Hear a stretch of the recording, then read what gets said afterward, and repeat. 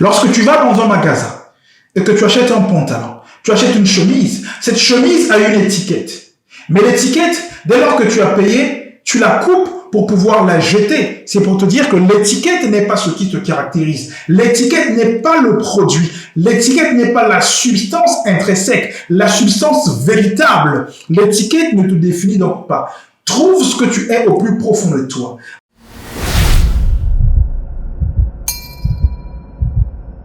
Il n'y a pas très longtemps de cela, j'ai contacté un avocat par l'intermédiaire d'un ami.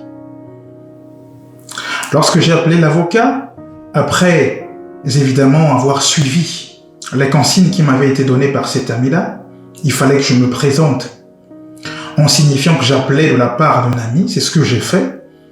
Et lorsque je l'ai appelé, j'ai dit « Bonjour, Monsieur X ». Parce que, évidemment, j'avais suivi les instructions, les consignes qui m'avaient été données par l'ami qui m'avait passé ses coordonnées. J'ai été surpris par la réaction de l'autre côté du téléphone. La réaction donc de l'avocat, qui va me dire « Je ne suis pas Monsieur X, mais je suis Maître X ».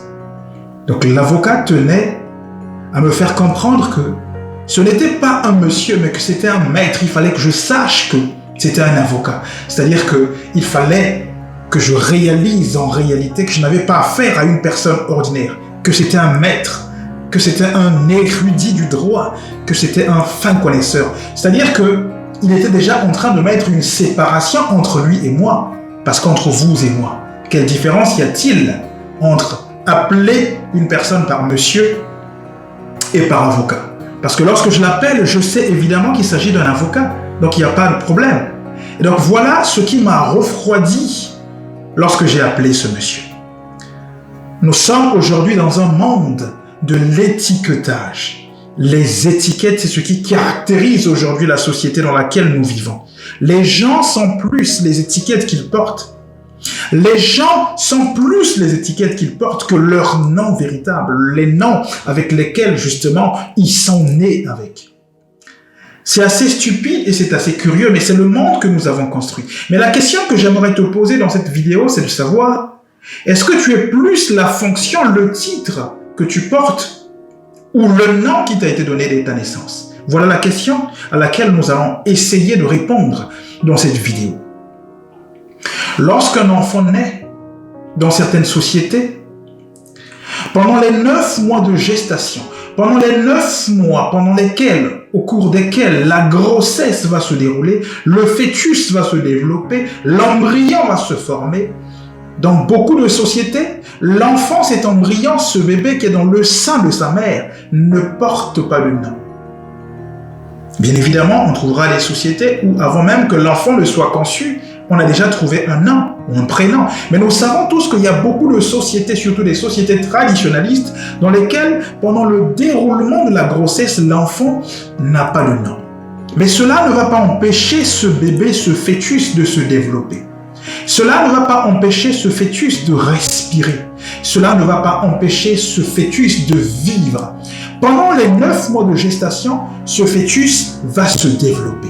La vie de cet enfant, la vie de ce bébé ne dépend donc pas du nom. L'absence du nom n'empêche pas le bébé de se développer, et cela pendant 9 mois.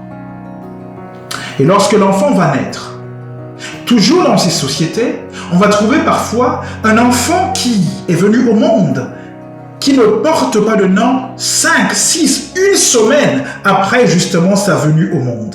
Après être sorti, après être expulsé justement du ventre de sa mère. Mais est-ce que cet enfant ne respire pas? Est-ce pour autant que cet enfant ne vit pas? Est-ce pour autant que cet enfant ne pleure pas? Cet enfant vit indépendamment du nom. C'est pour te dire en réalité que tu n'es même pas le nom que tu portes. Et lorsque tu regardes dans la nature, regarde la nature parce que la nature t'apprend beaucoup. Regarde le soleil qui se lève, parce que le soleil t'apprend beaucoup. Regarde la végétation, parce que la végétation t'apprend beaucoup. Et lorsque tu regardes la nature, tu regardes plus précisément les arbres. Est-ce que les arbres portent des noms? Tu vas me dire tout de suite que oui, effectivement, parce que les scientifiques ont baptisé les arbres des nains. Ainsi, on parle de l'eucalyptus, on parle du manguier, du safoutier, du figuier, et j'en passe. Mais la question que j'ai envie de te poser, c'est de savoir, est-ce que le figuier ou l'arbre qu'on qualifie, qu'on a nommé comme étant un figuier, est-ce que cet arbre-là connaît le nom que lui a donné le scientifique? Il ne le connaît pas. L'arbre se contente de vivre. Le nom n'a aucune importance pour l'arbre. Et c'est exactement la même chose pour les animaux. Et là, tu vas me dire que je suis en train de me tromper parce que ton chat porte un nom. Il s'appelle Ragnar, il s'appelle Viking, il s'appelle Kiminu et j'en passe. Mais ce que je suis en train de te dire, c'est va dans la brousse, va dans la forêt, va dans la végétation dense, tu verras tous ces animaux qui pilulent, mais qui ne portent aucun nom. Le scientifique leur a donné un nom générique, mais l'animal lui-même ne connaît pas ce nom. Mais pourtant, il vit pendant des années. C'est pour te dire que le nom n'est qu'un titre. Le nom, ce n'est pas ce qui te caractérise. Et si donc le nom, ce n'est pas ce qui te caractérise, je m'en vais te poser une deuxième question, c'est celle de savoir. Et finalement, qu'en est-il pour le titre? Mais nous venons de démontrer que même le nom, en réalité, n'est pas ce qui te caractérise, n'est pas ce qui t'identifie.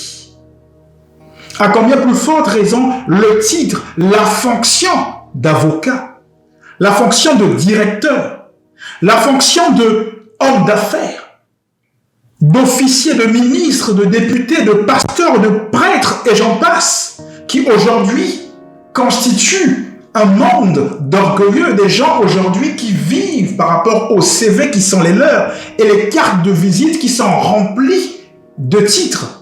Mais je suis en train de te dire dans cette vidéo que tu n'es pas ces titres-là. Parce que si tu n'es même pas le nom que tu portes, à combien plus forte raison le titre que tu portes, que le monde extérieur t'a donné. Ce que tu es, tu le trouves au plus profond de toi. Ce n'est pas le monde extérieur qui est censé définir ce que tu es. Ce que tu es, c'est ce que tu trouves au plus profond de toi. Et les étiquettes aujourd'hui divisent la société. Lorsque tu vas dans un magasin, et que tu achètes un pantalon, tu achètes une chemise, cette chemise a une étiquette. Mais l'étiquette, dès lors que tu as payé, tu la coupes pour pouvoir la jeter. C'est pour te dire que l'étiquette n'est pas ce qui te caractérise. L'étiquette n'est pas le produit. L'étiquette n'est pas la substance intrinsèque, la substance véritable. L'étiquette ne te définit donc pas. Trouve ce que tu es au plus profond de toi. Arrête donc de manquer du respect aux autres parce que tu as une fonction, un titre qui t'a été donné par le monde extérieur. Et à toi aujourd'hui, qui es dans une situation où tu te considères comme étant inférieur parce que tu es une femme de ménage, parce que tu es un manœuvre, j'ai envie de te dire dans cette vidéo, fais attention à ces qualificatifs, à ces titres, parce que je viens de te dire que ce n'est pas ce qui te caractérise. Ce qui te caractérise, tu le trouveras au fond de toi. Ce n'est pas le monde extérieur qui te le donnera, c'est à toi de le prendre, c'est à toi de le chercher. Parce qu'au plus profond de toi, tu peux avoir un cœur qui est plus grand. Un cœur qui est plus grand que celui d'un philanthrope, que celui d'un politique, que celui d'un prêtre, que celui d'un pasteur, que celui d'un officier, que celui d'un homme d'affaires, que celui d'un docteur. Surtout que nous sommes dans un monde aujourd'hui où, effectivement, nous savons que beaucoup de gens ont des titres qu'ils n'ont pas mérités. Lorsque tu arrives quelque part où il n'y a pas de titre, où les gens se mélangent, tu verras que l'harmonie, tu vas voir que l'échange sera fluide et tu seras libre comme un oiseau parce que tu es dans un monde où il n'y a pas de barrière. Mais dès lors qu'une personne va s'introduire et appellera quelqu'un par monsieur le ministre, tu verras que tout le monde changera sa perception. Tout le monde va systématiquement changer parce que les gens sont programmés pour faire attention aux étiquettes. Et la personne qui était proche de toi, celle avec qui tu parlais, que tu appelais par son prénom ou par justement monsieur ou madame, tu verras systématiquement ta perception de la personne va changer parce que cette personne a été qualifiée de ministre. Et tu verras à ce moment-là qu'il y aura une barrière entre toi et cette personne. Voilà la société que nous avons construite avec les étiquettes. Voilà la société que nous avons érigée suite justement aux étiquettes, qui ne sont pas en réalité notre propre volonté, mais la volonté du monde extérieur. Mais trouve ce que tu as au plus profond de toi, à l'intérieur de toi. Parce que ce qui te caractérise, comme nous l'avons vu, ce n'est pas l'étiquette, ce n'est même pas ton nom. Tu es plus que ce nom.